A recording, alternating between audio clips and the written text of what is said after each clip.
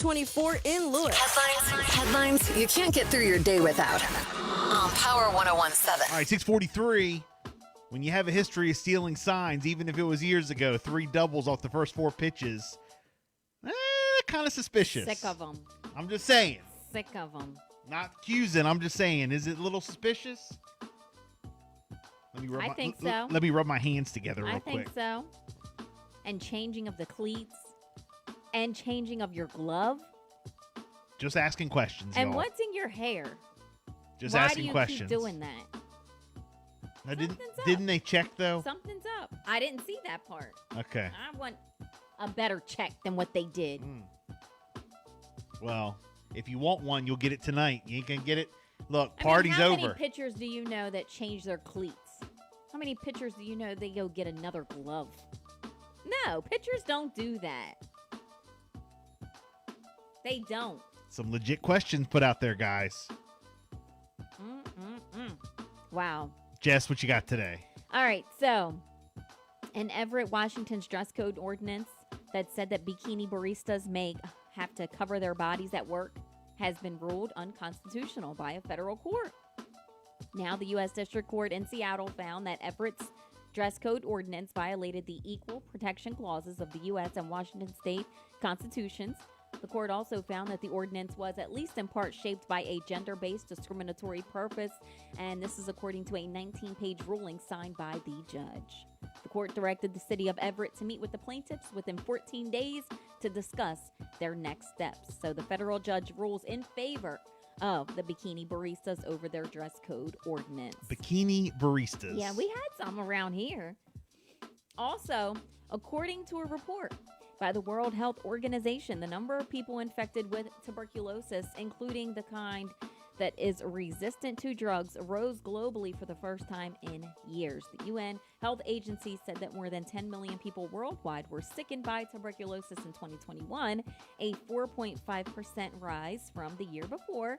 The World Health Organization said that about 450,000 cases involved people infected with drug-resistant TB and 3% more in 2020.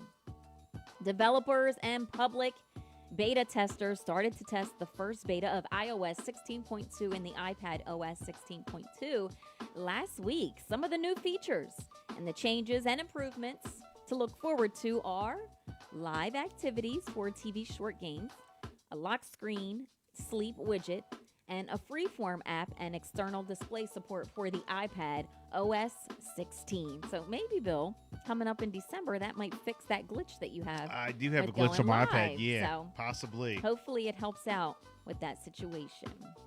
Now, on Friday, there was a letter that was put out with the Laurel School District. The game that was scheduled for the 28th. Yes. They said that it was closed to the public. The school district did release a statement saying that due to credible intelligence from law enforcement that was shared with the Laurel School District earlier that day, out of the abundance of caution, the decision was made to close tonight's game to the general public. We're told only that the documented parents or guardians of Laurel football players will be granted access into the Laurel Stadium. 2 parents or guardians of each player with Laurel will be allowed into that game. So, I don't know if there is any more follow-up to that entire situation, but it was a shame the Laurel Seaford game had to be closed to the public due to credible intelligence. This was also trending online over the weekend, making the headlines. A Wycomico County jury convicted a man of first-degree murder, rape, and other related charges. During the early morning hours of May the 21st, 2021, Kenneth Evans traveled from the Del Mar area to a neighborhood along Glattonsbury Drive in Salisbury. Evans then entered the home of Helen Riggins, and he offended her over the course of several hours. Just terrible situation. Bound, strangled, raped, and murdered her, doused the victim and different areas inside the residence with gasoline and set it on fire before fleeing on foot. God sakes. There was a 7-day jury trial, and he was convicted on Friday of first-degree murder, rape, home invasion, robbery, first-degree arson, and other related offenses. The sentencing was deferred pending the completion of the pre-sentence investigation, and Evans will remain in custody pending the sentencing. But his mugshot was trending online. Wow, just a shame. And then library lockers in Wycomico County are now open for use. This has been trending as well. If you notice blue lockers around Wycomico County, it's a good reason for them. Wycomico County Public Libraries have set up these lockers in 4 locations for you to access resources closer to home. And through the lockers, the users can return and retrieve their library materials. So you can check it out online, and you can see for the locations where they have those lockers set up around town. Anybody early vote yet? No, No, I haven't either. I have not, but I know Delaware has it, Maryland has it. There was a few polling locations that I went by, and I was like looking to see if anybody was there in line. It was Yeah. really quiet, but I think in the next few days it's going to get busier. All right.